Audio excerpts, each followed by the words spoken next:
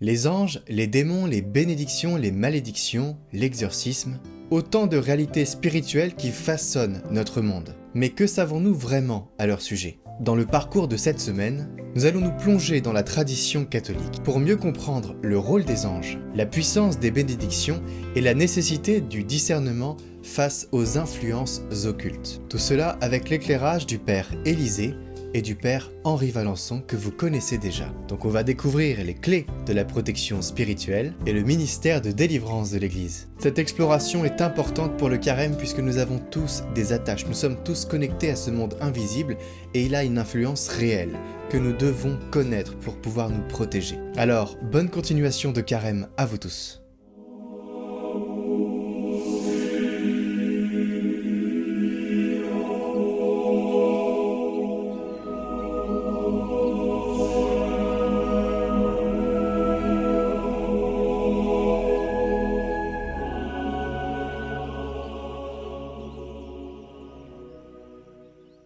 Lecture du livre des Lévites. Le Seigneur parla à Moïse et dit : Parle à toute l'assemblée des fils d'Israël. Tu leur diras : Soyez saints, car moi, le Seigneur, votre Dieu, je suis saint. Vous ne volerez pas, vous ne mentirez pas, vous ne tromperez aucun de vos compatriotes. Vous ne ferez pas de faux serments par mon nom.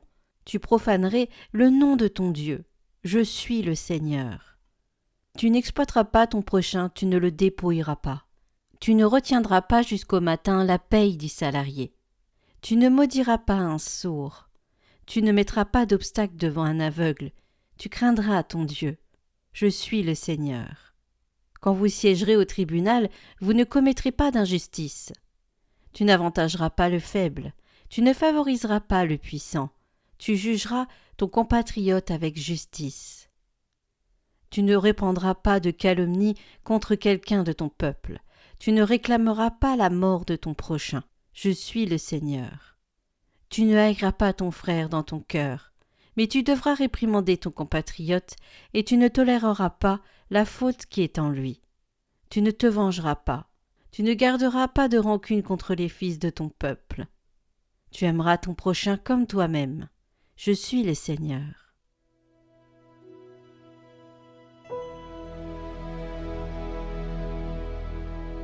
Paroles, Seigneur, sont esprit et elles sont vie. La loi du Seigneur est parfaite, qui redonne vie. La charte du Seigneur est sûre, qui rend sages les simples. Les préceptes du Seigneur sont droits, ils réjouissent le cœur. Le commandement du Seigneur est limpide, il clarifie le regard. La crainte qu'il inspire est pure, elle est là pour toujours. Les décisions du Seigneur sont justes et vraiment équitables. Accueille les paroles de ma bouche, les murmures de mon cœur, qu'ils parviennent devant toi, Seigneur, mon rocher, mon défenseur. Tes paroles, Seigneur, sont esprit et elles sont vie.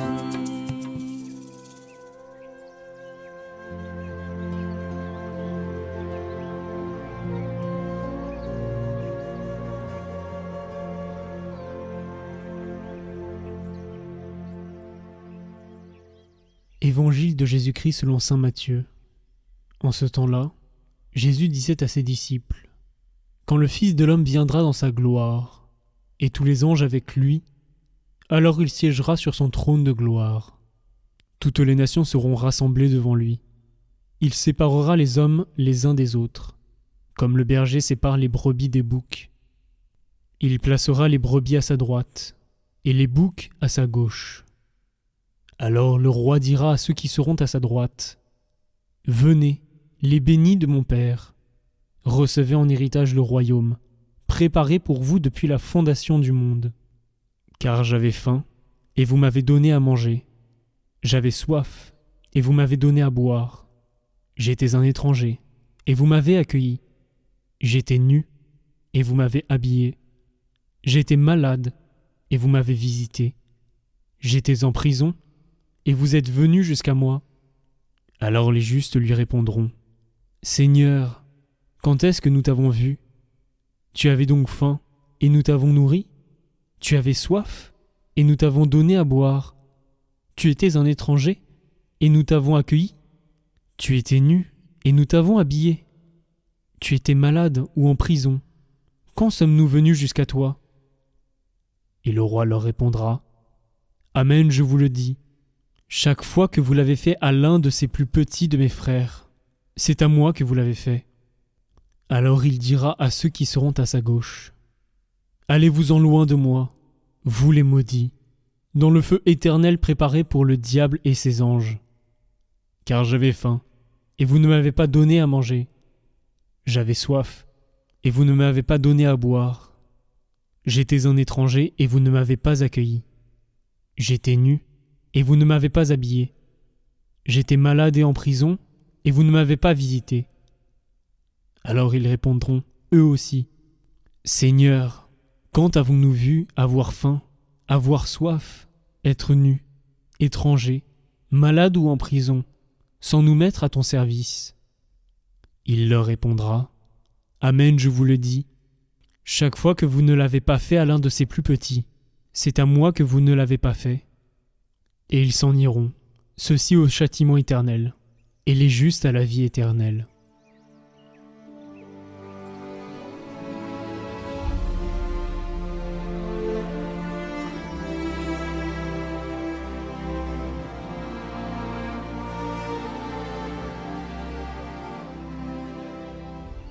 Nous vivons dans l'illusion que notre vie se limite au visible, au concret, au mesurable.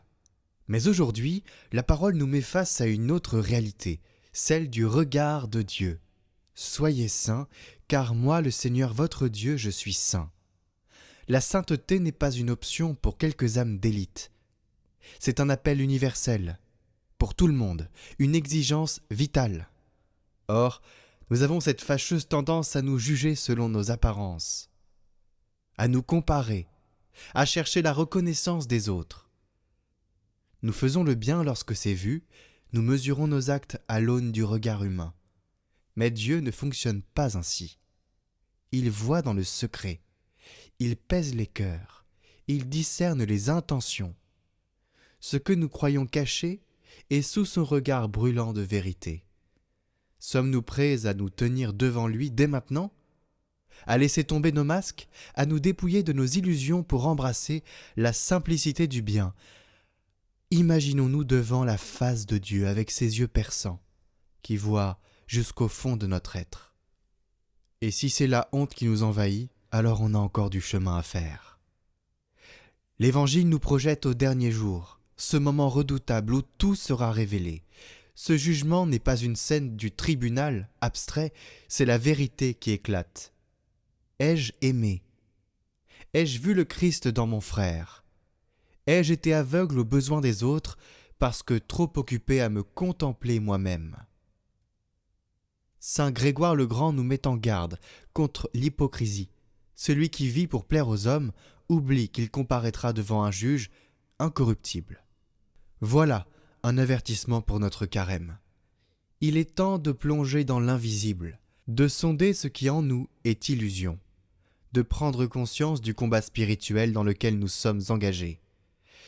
Dans les jours qui viennent, nous ouvrirons les yeux sur cette bataille invisible qui se joue autour de nous, sur ces forces que nous préférons ignorer parfois. Mais avant d'affronter les ténèbres, il faut commencer par choisir la lumière. Et c'est ce qui nous est proposé aujourd'hui dans l'Évangile. Retrouvons tout de suite le parcours de carême sur le monde invisible dans cette première vidéo avec l'abbé Henri Valençon qui va nous parler des anges et des démons.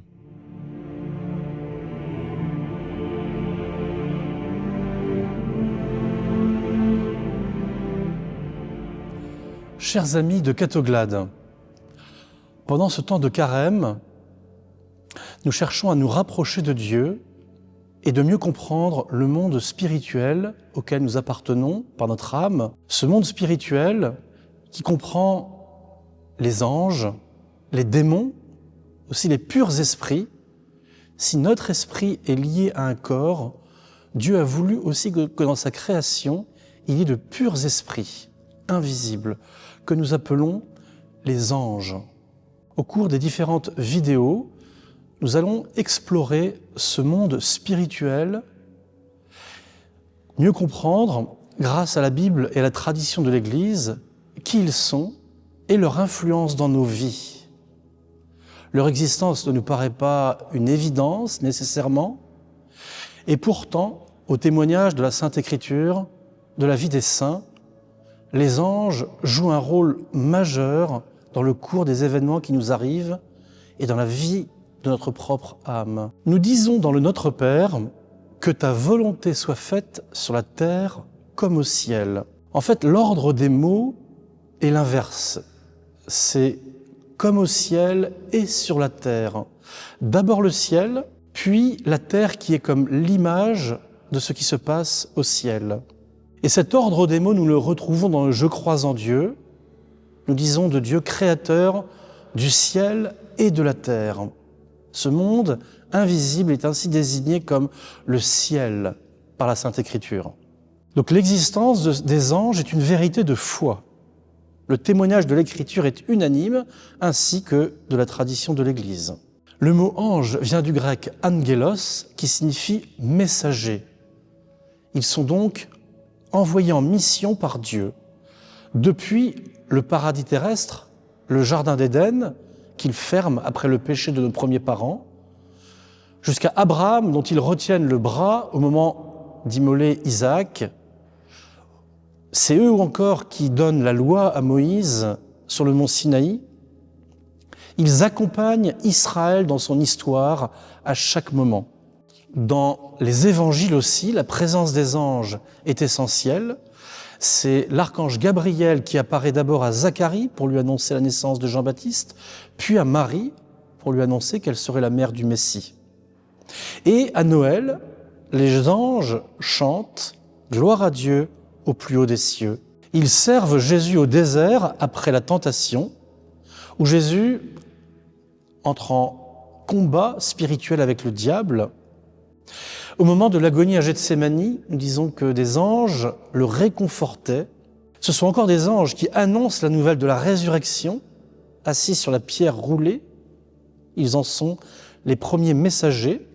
Et encore, Jésus annonce qu'ils seront présents à la fin des temps, au moment du jugement dernier, quand le roi de gloire viendra avec tous ses anges. Et ils disent, ce sont les anges de Jésus. La Sainte Écriture parle de différentes catégories d'anges. Il y a les archanges, Michel, qui est comme Dieu, Gabriel, la force de Dieu, Raphaël, Dieu guérit.